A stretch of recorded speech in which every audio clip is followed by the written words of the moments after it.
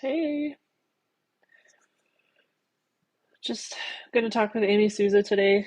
So, anyone, like you're a mod, so just don't let anyone up because it's gonna be a one-on-one with Amy Sousa.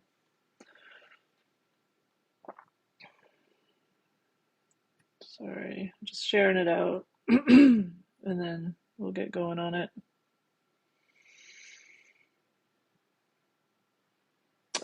To only Lex and Kyle, I'm just waiting for Amy Sousa. Did you want to come up really quick and say something? I'm just gonna have it be a one-on-one. Just because last time she didn't really get to speak that much because there were just people. Oh no, it's fine. It's fine. Oh, you do want to come up? Okay, really quick. Go ahead. Hi, can you hear me? Yo yo. Yeah, I can. Yeah, I was just wondering if you could upload the live from last night to your YouTube channel. I wanted to rewatch it. Oh yeah, for sure. I have to figure out how to do that. Oh, do you know how And to I like well, get your like you know the way that your lives save like after you record them? yeah, I know how to get that, and I downloaded a live, and then I forgot how to like because Maddie was doing my YouTube channel, so I had no, and I downloaded one of my lives on YouTube by myself, but then I forgot how to do it. So I just have to go back and figure out how to get to YouTube Studio and figure out how to do all that again. But yeah, I'll upload that one and probably this one as well. Oh, yeah, for sure. Thanks. Okay, cool. Yeah, I'm just gonna get ready for. Sorry, I'm. Oh, now I gotta switch it. How do I do this? Love being completely and utterly bad at this. There we go. Okay, so, hey, Marty. Life, I'm just having a one-on-one with Amy Sousa today. Um, but I love you. I love you. I love you. But yeah, just gonna keep the panel down to me and Amy for just while we discuss the topic for a bit, and then we'll do a discussion with everybody. So if you want to come up when it's discussion time, that would be sweet. Yeah, she wanted to talk about how gender dysphoria is not real in her opinion, and she tried to talk about it a bit yesterday, and it just didn't work out with that many people on the panel, changing subjects and meandering around like we do with our full panels. So we're just going to do a one-on-one today. Well, thank you. Oh, I should do a live goal if that's achieved. Let's see. Oh, I wish I was good at things. Okay, live goal. The hell? Edit. Sorry. We'll do. Oh,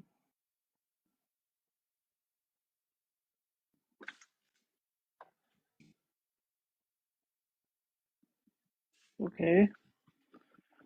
It's just not letting me do it. Oh, okay. Here we go.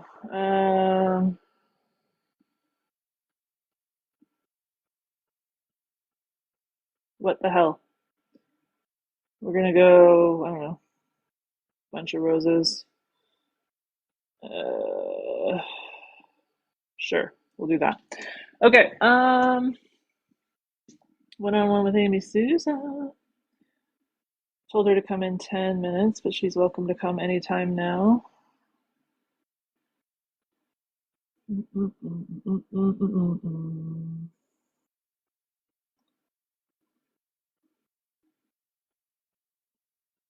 I agree with her, not real. I don't know. I think the way that she's saying it is that, oh, thank you. I think that she's saying that the diagnosis for it is all over the place. So it doesn't have a legitimate criteria within the DSM. Therefore, it doesn't like what they're diagnosing isn't real. But I personally think that gender dysphoria is real in the way that people do have distress um, about their bodies, smacks, and about their like what's expected of their sex within their family or society. So I think people can have a distress about that. So I think that's real because obviously people are distressed about something. However, the actual diagnosis seems to be all over the place. Some people forget the DSM-5 states strong desire being treated as another gender. Okay. Does that mean, does that make it legitimate in the DSM better by saying that? Yeah, internalized homophobia, exactly. Yeah, we're just waiting to see. I shared the live to her. She does seem to be active, so we'll just wait for her to come up. I don't think people are distressed about their smacks. I think they're distressed about. Well, some people are though. Like I think that especially women and girls can be really traumatized by by being female. Like let's say you're a 9-year-old girl who was exposed to corn, right? And that's terrifying to be expected to do that kind of stuff, to be subjugated and abused and humiliated. For a small child to see that something that horrific is expected of her sex, that can traumatize them. Or like 1 in 3 girls have been molested, 1 in 6 have been raped, women have been raped. So these can traumatize people about their bodies. It's a delusional mental illness, like any mental illness. It is real, 100% real. Um, we could also do some debates about it, like if ops want to come up. I think that what we'll do is Amy Sousa can sort of, you were exposed to 8. Yeah, that's the common. Amy Sousa can sort of give her understanding of what she's talking about by saying it's not real, and then we could do maybe like a debate if any of the people who are in here who disagree, and then maybe you can talk to Amy about that as well, because she does have it is real, it just doesn't mean they get to be in our spaces. Yeah, and I think so too, kind of, but I want to hear what she's saying. I think that she's saying that it's not legitimate because of the way it's written in the DSM, but I didn't get the full spiel about it yesterday. So um, let's get her full understanding of what she's saying, and then we can debate it. I personally feel that people are struggling with different things. I don't think it's like uniformly real, like this is the criteria. Like I think that some people struggle with their actual sex because they were traumatized about it. I think that some people have especially the people who fall into this ideology who are autistic, I think that they have a erroneous um, understanding of sex and gender. I think that they think that like in order to be a woman, you need to be like this, and if you're not like that, then you're not a woman. And this ideology is reinforcing that, right? So I think that they can be dysphoric because they think the body that they are embodied it's not appropriate to be how they are in that body. The only people who are allowed to be like that are the opposite sex. So I think that's happening. Um, yeah, and I think that autogynephilia can cause gender dysphoria. If you read the book 18 Months by Shannon Thrace, she talks about how her husband got gave himself an autogynephilia fetish or paraphilia from corn and from interacting with other men with this paraphilia. And within 18 months, he became a full-blown autogynephile. And as he went down the path, he went from like, oh, I just want to dress femininely to to being absolutely obsessed with how other people saw him, to keep the dopamine flowing, right? To keep that all going, he needed people to see him as a woman. So I would say that's a kind of gender dysphoria because people are not seeing him as a woman. that's interfering with his dopamine and his DRUG basically. So he has a lot of distress about that, and he would have meltdowns. She said, where he would just be almost unaliving type stuff because he was just so distressed about people not seeing him in the way that he wanted to be seen. So I think gender dysphoria can develop from a bunch of things, but yeah, in my opinion, gender dysphoria is just distress about your sex and about your what you think is expected of your sex or being seen that way. If you're not seen that way, then you're distressed. So that's my opinion. I am a layman though. I didn't look at the DSM to come up with that. I just from what I've seen in people struggling with so-called gender dysphoria, I have yeah, I've seen that. So, and then and from what they've told me, it is too. Like, oh, it's persistent, consistent, insistent, wanting to be the opposite sex, or what they interpret as gender.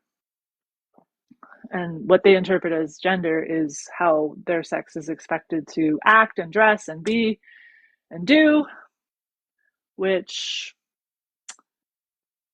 causes them distress because they are not acting and being and doing like that. Yeah, so but Amy has another perspective that I would love to hear. Amy is amazing. She has been doing this for many years. Um, she's a bit famous. She's definitely gone on lots of podcasts and done lectures and protests, and she's like in the turf scene. She's in there, and I really respect what she says and her perspective. And if there's time today or maybe another day, oh, there's Amy. Yeah, we might talk about double mastectomies and how they are being utilized as aesthetic, elective surgeries and how that's offensive to breast cancer survivors. But here she is. Let's get her up here. Oh, where'd you go? Oh, you have to request again there. Um, Unless I know how to invite you. Oh, there we go. Okay. Hey. Hey, how's it going? Good. How are you? Good, good. Yeah, sorry about yesterday. There was so many people on the panel and I was like running errands and stuff, so I was like and I didn't want to drop people, but I wanted to hear more from you and uh you were trying to tell us about what you think about gender dysphoria being real or not being real. But before you start, a couple things. I'm going to let you know what I think about it, and I'm also going to ask you to just do a brief intro on yourself again. I know you did it last time, but just a quick Okay. little introduction. So I think that gender dysphoria, my understanding of what I've heard described from the people who are struggling, the people who are in this cult, to me, it sounds like they are distressed either about their sexed bodies. Perhaps they were traumatized, especially females women and girls get traumatized by being raped, molested, being exposed to corn, looking around them and seeing the dehumanization, objectification, hypersexualization, and subjugation of women and girls, and not wanting anything to do with that. I think that people suffer from it because of perhaps like especially autistic people seem to really take to heart these gender norms of like if you're not like this then you're not being a woman or you're not so if you're not like subscribing to gender norms and stereotypes and whatever then you're in the wrong body blah blah blah, so that can give them distress. And I think also men with autogynephilia can start to experience gender dysphoria because their paraphilia drives them to um, be seen as a woman to continue to have their dopamine and their fix. So there's a book called 18 Months by Shannon Thrace where she described her husband going from like, you know, just her normal husband to a full-blown autogynephile within 18 months, and like his mental health just was destroyed. He became like obsessed with people seeing him as a woman and needing that for his fetish. But anyway, those are my kind of understandings of what gender dysphoria is and how it manifests. But yeah, take it away if you want to do a brief introduction and let me know what you were saying about it. Yeah. So my name is Amy Sousa. My master's degree is in depth psychology. I actually also did a postgraduate doctoral program. I didn't end up defending my dissertation, but so I do have what they call an ABD, which is all but dissertation. And my work largely in this has been focused on embodiment, intuition, instincts, and I've also been an activist on this issue. I've done about, I don't know, let's say about 20 or so protests, rallies, press conferences, live events where I have spoken out in different areas about this. Some of the most notable are I spoke out at the NCAA's when Leah Thomas, Will Thomas was swimming against Riley Gaines. So that was before the swimmers themselves were speaking out. There was a group of us there. Not many people know, but there was a significant group of us there protesting. And I've also spoken out in front of the UN, the United Nations, about their policies that are they are putting gender identity into their sustainability goals. So I have protested there. I've protested at City Hall in New York where we were mobbed. And I've also, the other significant one is a protest in my own town for protecting Julie Jaman, who is an 80-year-old woman who was banned from the YMCA for life. That event went viral because we were about 25 and we were mobbed by, estimates were 300, 400 people were there to protest us. So these were up on my other TikTok account, which has since been banned, but it is also up on my YouTube for anyone who wants to see it. And amazing. And were you like when you were at the Cheater Thomas thing, did you meet Kelly J. Keane? Yeah, she was part of our group.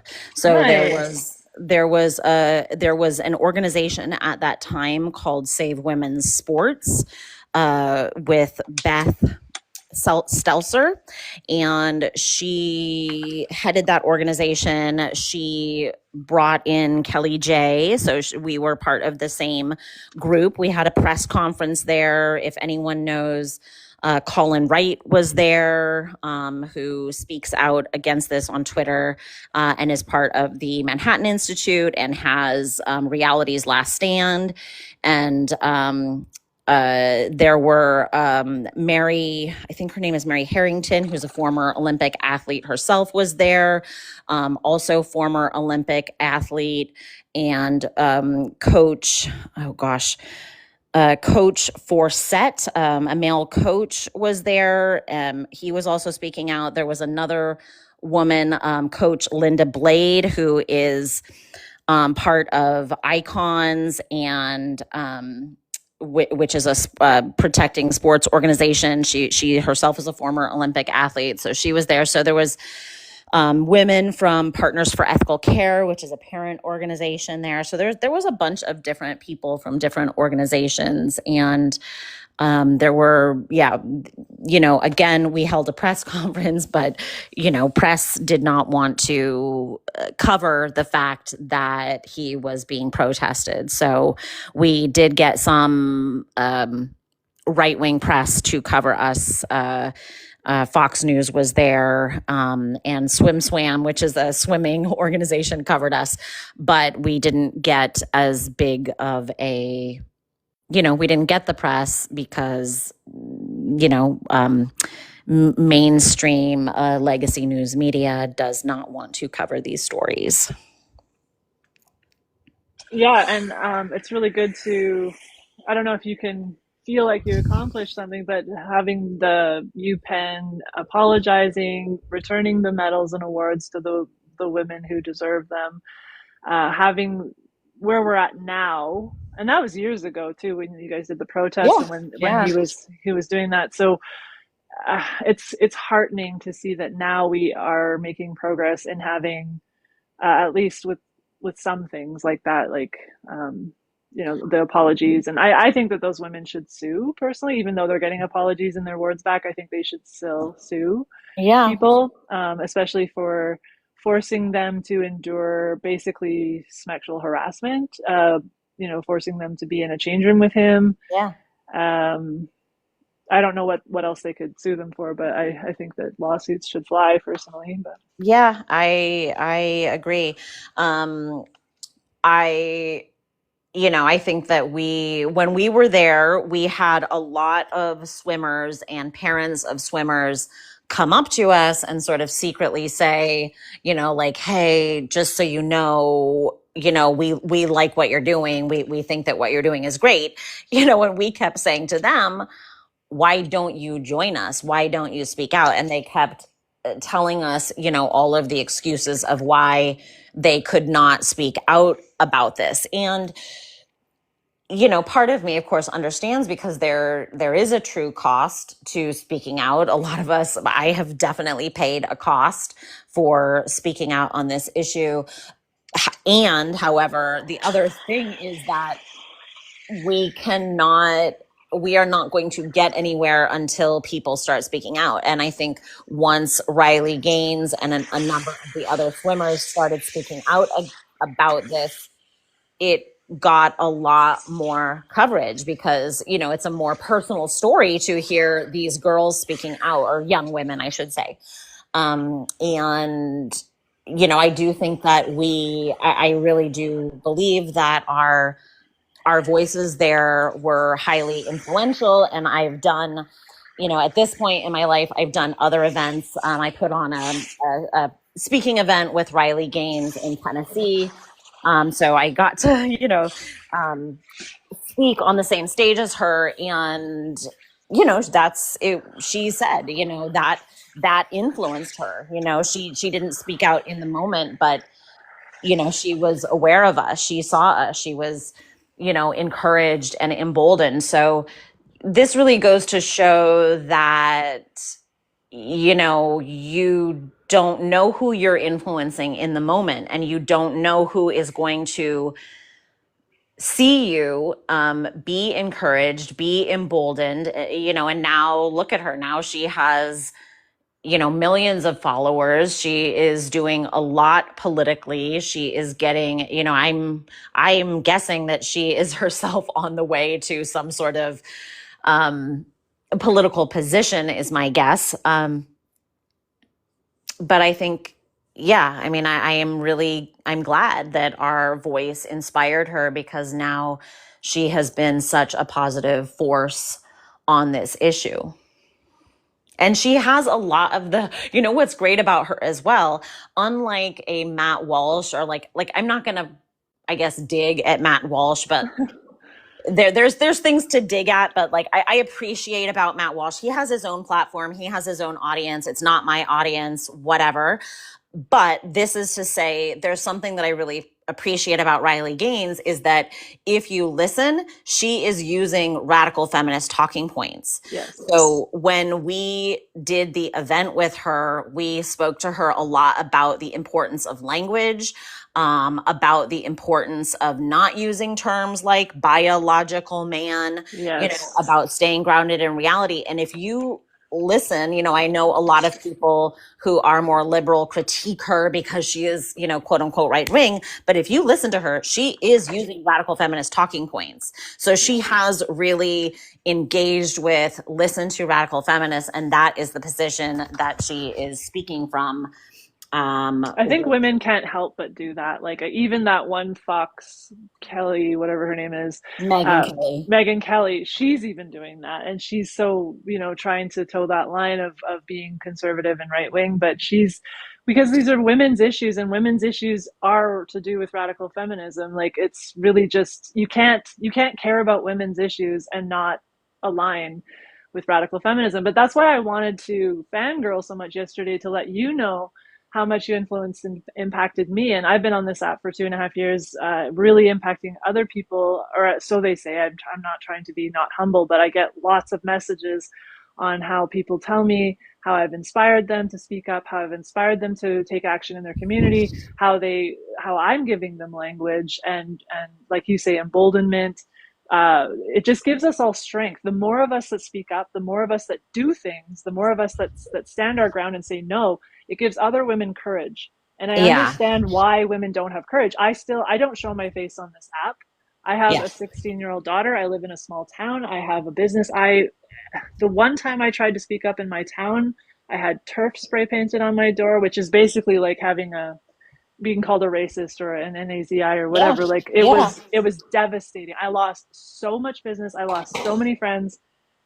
It would devastate my daughter's friend group and whole world, and like I can't. So what I do is I come where I can, and people that you need to do what you can do. And I'm not saying anyone should destroy, blow up their lives to do this activism. I'm certainly not willing to do that at this point. When my daughter's out of the house, I'm going full hog, like Yeah. absolutely no barriers. But for now, this is all I can do. But we give each other strength. We give each other courage, and we inspire each other, and also just the language, because like when I first started fighting this ideology, I've been fighting it for 14 years, since my daughter was 3 years old. Yeah. I first encountered it. I started seeing it on Facebook. My friends, because I was very left leaning, I started seeing my friends be like, if you don't use my pronouns, then you're this and that and this and that. You're saying your feelings matter more than mine, like all these memes and stuff. And I was just like, what the hell? And I started to push back.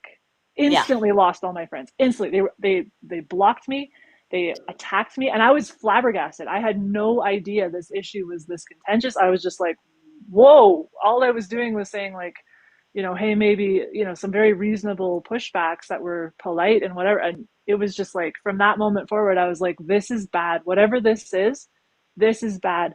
And so I started listening to Megan Murphy. She was the first person I ever listened to that helped me start getting some of the language and the talking points, and started helping me understand why Yep. this was so bad. Yep. And then I think I found you shortly after, and Isabella Malvin and Yep. Kay Yang, Kelly J. Yep. Key. Kelly J. Key, I love her so much. Just the no nonsense, like, nope, we're Yep. not doing this. Yep. And so I've been fighting this for many, many years. And the more women I've listened to, like read Helen Joyce's book, that put so much power under me, reading that book and watching her interviews and her articulations of everything. Now Mia Hughes is one of my absolute favorites. Like, absolutely love Mia Hughes. Yep. Devour everything she puts out, because it's just like she's again one of those articulate, and she also has done so much research on the absolute junk, bullshit, bunk science, so-called science of any of this. So Yep. with that being said, maybe you want to go into why you think gender dysphoria is not real, because that is more of that trans activist influence. Yep. And Mia Hughes, I have been trying to get a panel together that includes myself, Mia Hughes, Genevieve Gluck. Oh yeah, her too. Love Genevieve Gluck with all my Yeah. heart. And there's a couple of other, Dr. P on Twitter and Rowan Atkins. And then there's this other guy who I'm blanking on his name right now because I just connected with him. But I am putting together, I'm having a hard time wrangling a date from my speakers, but I'm putting together a panel about this. So, we are not the only mental health professionals that are speaking out about this. More and more mental health professionals are speaking out about it. And I want to give people a framework. There is a long history of critiquing the DSM. There is a confusion that things that are created by the American Psychological Association and go into the DSM stands for Diagnostic and Statistical Manual. This is treated as medicine when it is not medicine. There is no biological basis for anything within the DSM. The DSM is largely, it's created by a committee, and the committees are small. Sometimes those people who are sitting on those committees, there's just maybe 5-10 people sitting on any one committee for any of the particular diagnoses. There are dozens and dozens of books that critique the DSM. So again, I am not the only one. There, I am looking at my shelf right now. There's a book called Sedated. That's a critique of the DSM. There's a book called Selling of the DSM. That's a critique of the DSM. There's a book called DSM History of Psychology's Bible, critiquing the DSM. Book of Woe critiques the DSM. Fads and Fallacies in Psychiatry critiques the DSM. Mad in America critiques the DSM. The Importance of Suffering critiques the DSM. Cracked, Why Psychology is Doing More Harm Than Good critiques the DSM. The Manufacture of Madness critiques the DSM. There's more, that's not an exhaustive list. Have you read all of those? I've read those ones. Those are the ones. Wow. So you must have a not the greatest view of the DSM then if you read all those books. There is, people behave as if the DSM is some kind of a Bible, but it is a highly fallible book that is very influenced by the pharmaceutical industry. The DSM is the current DSM, for example, is over 1,000 pages long.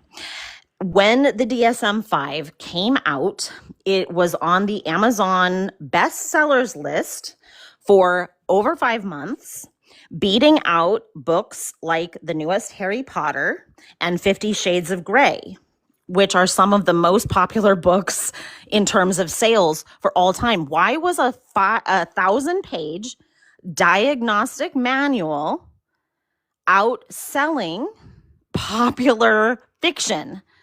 Who was buying up this book at that rate? More than people were buying 50 Shades of Grey, more than people were buying Harry Potter? Because pharmaceutical reps buy up these books in bulk. The DSM has implications. It's a privately owned book. It's privately created by the American Psychological Association, but it has massive public influence. We use this book in law. We use this book in education, in schools as part, school counselors go on this. We use this book in medicine. So, it is used, in hospitals. If people come in with suicidal ideation, the DSM is used. It's used to create law. It is used by the FDA to create medicine. So it is.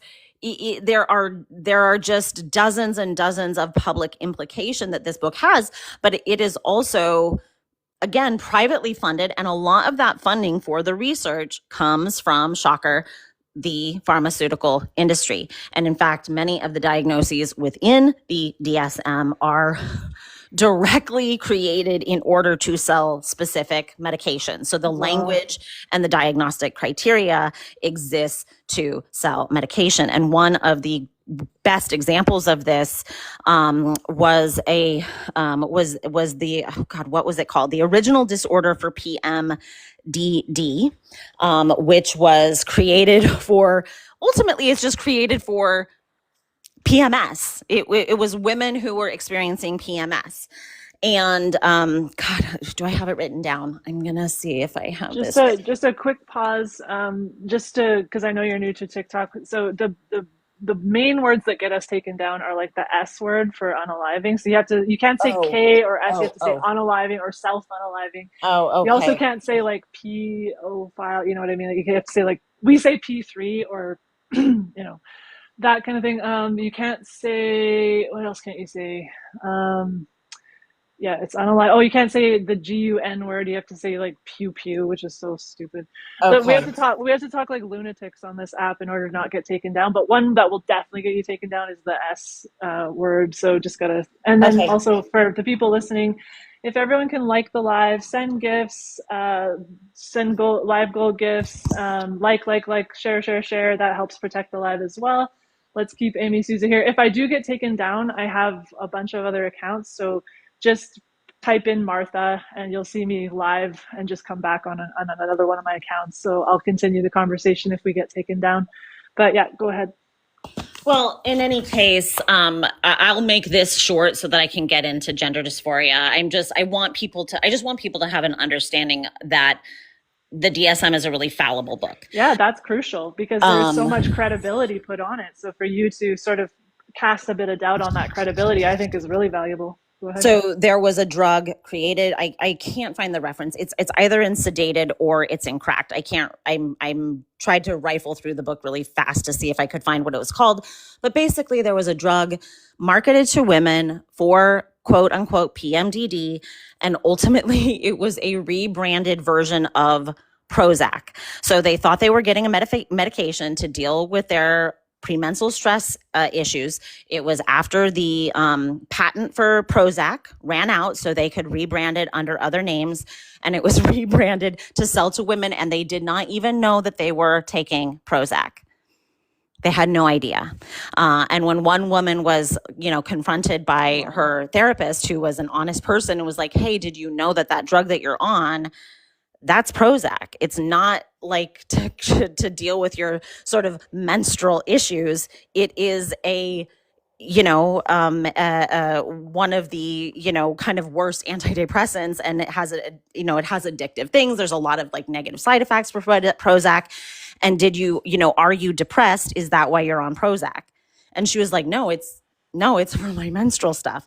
Anyway, so there's a lot they're trying to make them feel better about their PMDD symptoms by like just having like more serotonin about it or something. Yeah, well, they didn't know. They were totally unaware that the drug that they were taking was a rebranding of Prozac. So there's a lot. This is just to say there is a lot within the diagnoses, within the insurance industry, with the pharmaceuticals who back it. There's a lot at play, and we have to remember that this is industry.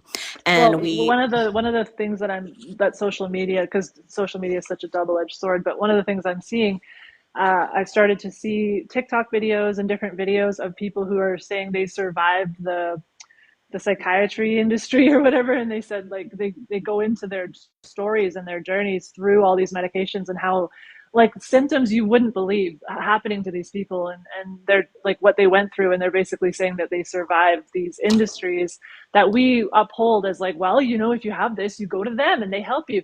But then these people are like, hey, here's my journey and it's been hell, and I can't even believe I'm still alive, trying to get off these medications, trying to figure out these medications, and their horror stories now can be heard by everyone, whereas before these would just be happening in people's lives and nobody would really know about it. So this is crucial that these industries and these industrial complexes are being scrutinized, and I love that you're doing that today. But sorry, go ahead.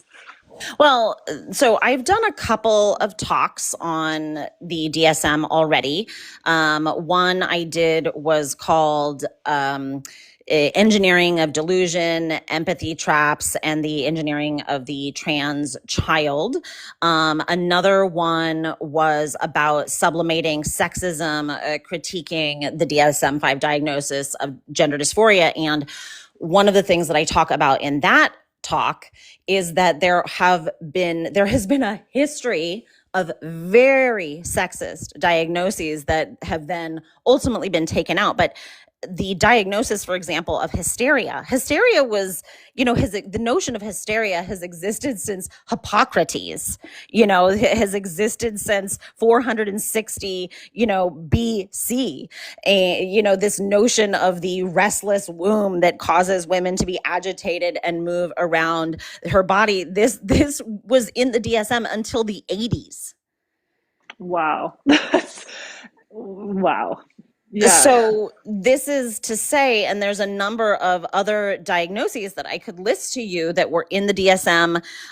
There was this was one that pertained to women: inadequate personality disorder, masochistic personality disorder. PMDD was another one. So there's been a lot of diagnoses that have specifically been very sexist in nature. It's very easy to see a woman, let's say she is being abused at home, and she's suffering and she's exploited. Well, instead of giving her the agency to critique her situation, she might just be diagnosed with masochistic personality disorder. So and I'm sure we can also thank them for lobotomies. Yeah.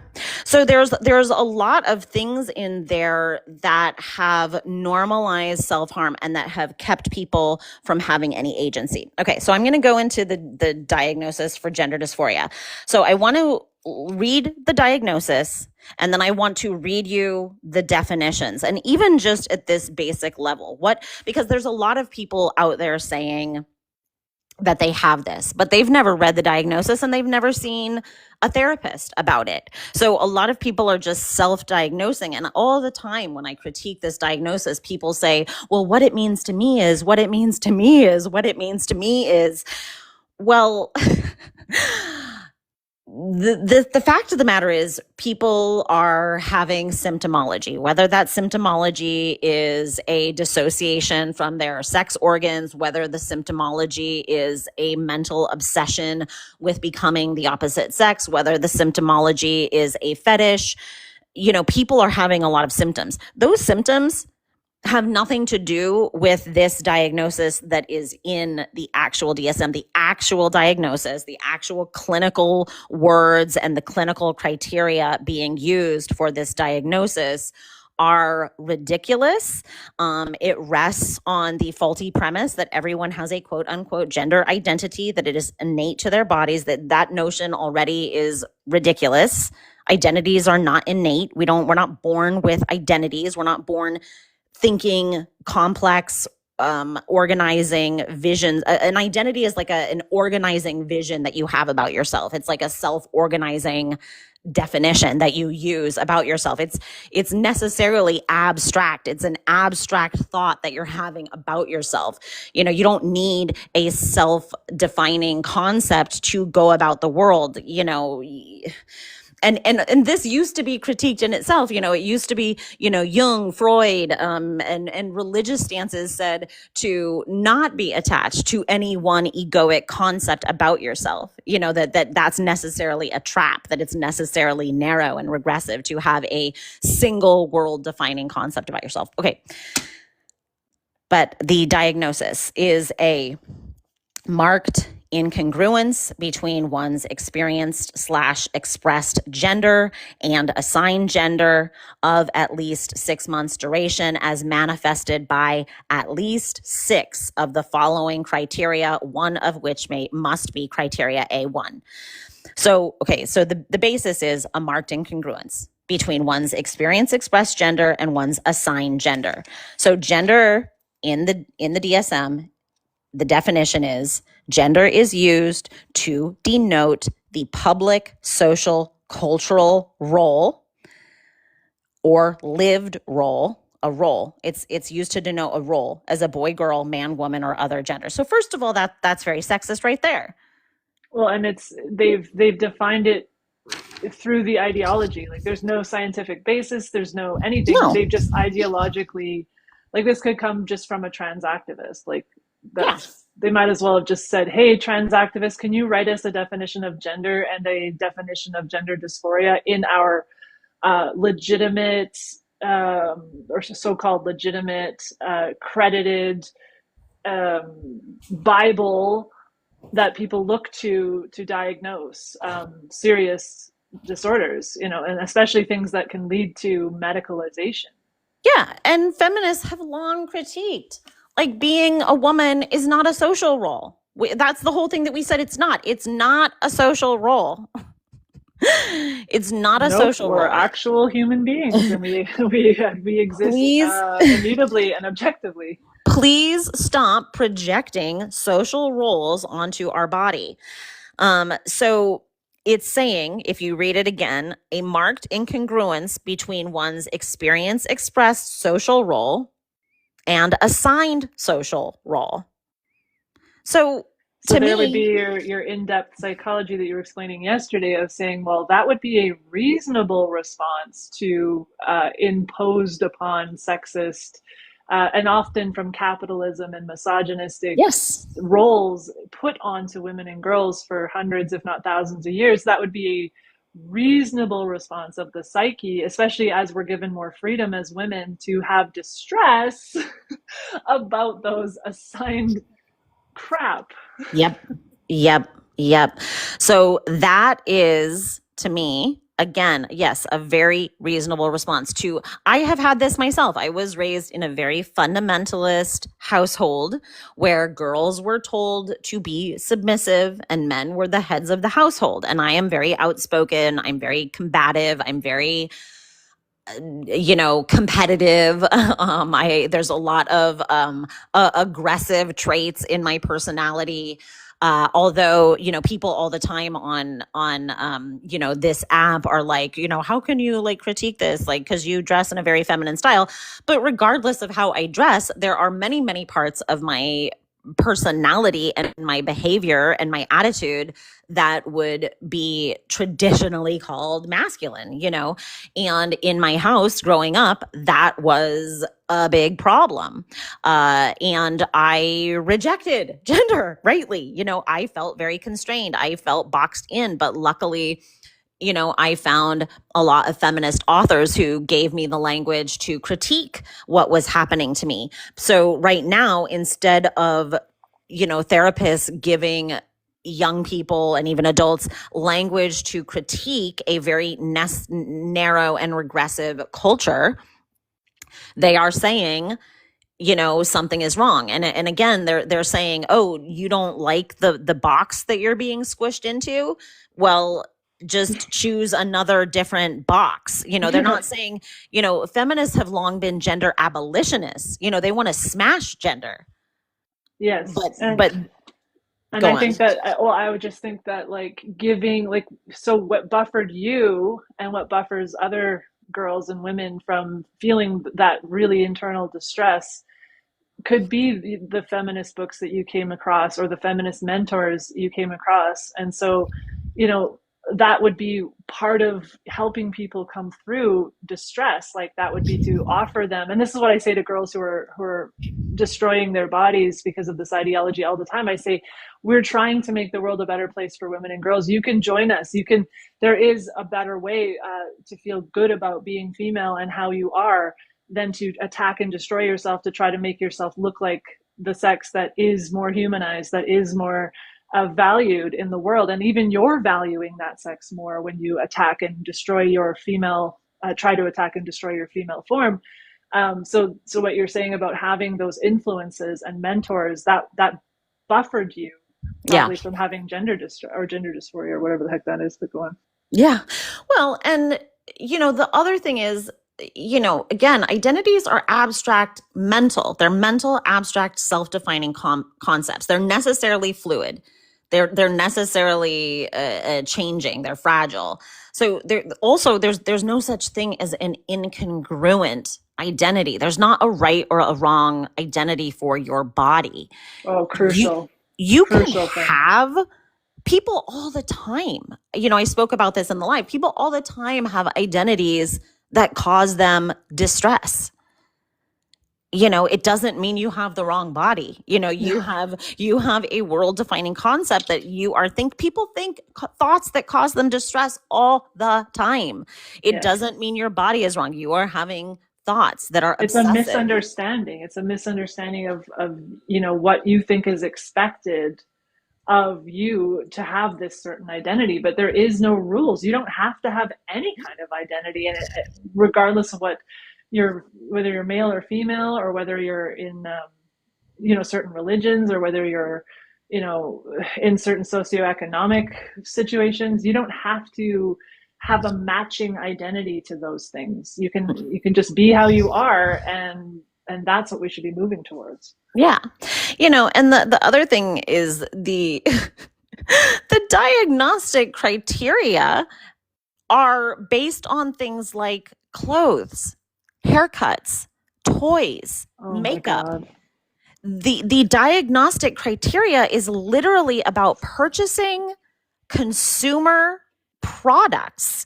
Oh How God. can your mental health diagnosis be largely based on your preference for buying things? Oh my God. Or for parents or people to be looking at their children and going, oh, they could have an incongruence if they're playing with this type of toy. Like, just Yeah. absolutely disgusting that a child could be put on a path to medical harm and destruction because of the toys or behaviors they exhibit as children. Just And again, unforgivable. these are products that are marketed.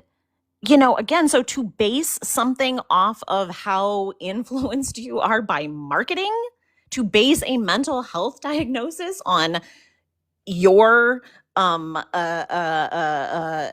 marketing, they use it because it friggin' works. So if the marketing works on you, now you have a mental health diagnosis around it. Like, this is insane. This is very insane. And this is very invisible to people. People are not really thinking about the fact that there is mass marketing happening. The audience here, you may know, but a lot of the audience will not know of Bernays, who is Edward Bernays. Yeah. Edward Bernays, who is the nephew of Sigmund Freud, who revolutionized advertising. He had a massive Freedom of Torches campaign for smoking, and he made smoking at one point synonymous with women's liberation. Yeah. And smoking was supposedly to your freedom. And he got doctors to talk. He got doctors to tell patients that smoking was healthy and it was a way to lose weight. He got the fashion industry to put green, the color of cools, in their fashion campaigns and have the model smoke. He got Hollywood producers to put smoking scenes in films. Like, he revolutionized advertising. So advertising was no longer something that was just a direct advertisement that was in either, a newspaper, a magazine, or a radio television advertisement. It was no longer an obvious direct advertisement, but it was plants all over, Hollywood plants in the fashion industry, getting the medical establishment to be on board with it. And that is what we are seeing here. People think that they are beyond the influence of marketing, when trans is in every television show, every film, it's all over social media. It is in the news media. It is talked about by your doctors. It's glorified. It's romanticized. Yeah. It's absolutely sold. It's being sold aggressively too. Like, I don't know if it's as aggressive as Bernays spoke about in his book Propaganda, but it's definitely. Well, actually, I'd say it's more aggressive. I think it is. Yeah, at least or more. Yeah. Yeah, because it's permeating everything, not just the consumer avenues, but the institutions, such as like prestigious universities, are just saying absurd ideological cult speak that is so stupid that how can they discredit themselves so readily? This whole thing's making our whole world into a clown world. Yeah. It's in the government. It is in education. It is in, it's in our films. It's in our television shows. It's in big tech. It's in social media. It's in baby shows. It's in like Bluey and stuff. Yeah. Like, they had double mastectomy scars on one of the cartoon characters. Yeah, it's on Miss Rachel. Miss Rachel had Dylan Mulvaney on. it's everywhere. It is being marketed, and there is no way to get away from this marketing unless friggin' live in the woods. With no, I don't know, living off the land, or in some, there's just no way to get away from this realistically. Right. So we have to critique it. We have to push back. It's now we're in the age of culture wars. Whereas before with Bernays, that we could just kind of be victims of it. People would see the things and they would just fall prey. Now we have all these avenues. Social media, like I say, is such a double-edged sword. It spreads social contagions. It spreads the marketing of everything, but it also gives people a voice to critique it. And that was never, there was always, it was always just one-sided before, but now we have the two-sided thing happening where we can push back in social media, in culture, in media, and we can be like, hey, this is horrific, this is terrible, and expose the techniques, expose the manipulations. So we're in that kind of tech culture war situation happening, and that's why we're on TikTok. And TikTok is big tech. They support the trans ideology. That's why we're constantly being taken down. That's why I have to have 8 accounts. That's why they let the trans activists spread the social contagion wildly, and then our pushback to it is largely censored, but not to the degree that it's totally censored. No. And so think about this. So this is something that, again, not a lot of people know. So back in 2014, 15, a lot of the conversation about this was happening on Tumblr. In 2017, the CEO of Tumblr got himself onto the board of Planned Parenthood. Why? Why does big tech want to partner with Planned Parenthood? What's the use? What's the thing happening here? Well, then Planned Parenthood went from becoming a number one provider of women's health care and birth control, to the number one thing that they provide is quote unquote gender affirming medicine. Right. So then Planned Parenthood, a Tumblr guy announces a Planned Parenthood tech initiative and partnership to get all of tech. Why is he getting all of tech to support Planned Parenthood? Again, where all of this messaging is being proliferated, then they partner with GLSEN, which used to be a gay and lesbian organization, but now they just only pretty much do things for quote unquote trans. They are the ones, GLSEN is the ones who created that genderbread curriculum. If you know that curriculum with it's like a little gingerbread person who's like, I have an identity that's separate from my body, that's separate from my this, it's very dissociative. This curriculum is put into the education system under the guise of social emotional learning and anti-bullying. So kids, this is in, people tell me it's not in the schools. It is. Look at your school's curriculum. Go look at what their social emotional learning packaging is and how they do their anti-bullying and what their gender identity requirements are. But they are teaching kids as early as kindergarten that they just, they might just be something different than their body. They might be born in the wrong body. You should look up in Canada here, we have a curriculum called SOGI 123, SOGI 123, Sexual Orientation, Gender Identity. Yeah. And it is a mandatory curriculum from K to 12. Yeah.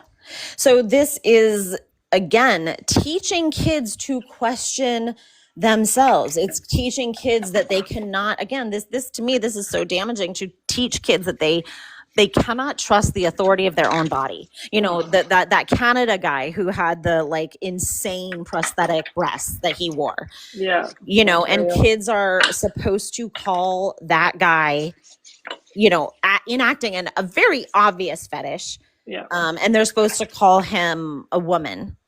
And be exposed to him.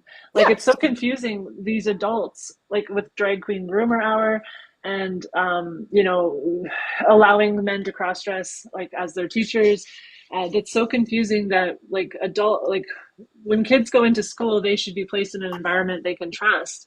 But Yeah. when the adults are undermining that trust by exposing them to sexual predators and groomers, that's that undermines not just the child's own sense of internal authority about the world and confuses them, but it's a betrayal of the trust of that children should be able to have for their teachers and parents. And it's just, again, more unforgivable bullshit at the helm of this ideology. Yeah. And it is, can you say the GROOMING word? Sparingly. Okay. I say it sometimes. I try to disguise some of what I say, like I say it quickly or I say like in a weird way, but yeah, go ahead. Well, the definition of that word is the normalization and desensitization of increasing boundary violations. So that to me is what is happening with this ideology, because it is more and more and more aggressive boundary violations. So, the fact of the matter is safeguarding requires boundaries. You can't have safeguarding without boundaries, and you can't have boundaries without exclusion. Boundaries require excluding. Certain things are included in the boundary, certain things are excluded from the boundary. And there is a lot of manipulative language. There's a lot of forced positivity within the language. There's a lot of these tactics, and this is what I was saying yesterday with the Stephen Hassan, bite model of control with behavioral information, thought, and emotional. But this forced positivity is the words like validation, affirmation, inclusivity. Yeah. So inclusivity is great for like a third grade birthday party, and you invite the whole class. That's a great time to be inclusive. But when it comes to intimate spaces where women are in states of undress, no, that is a time for boundaries.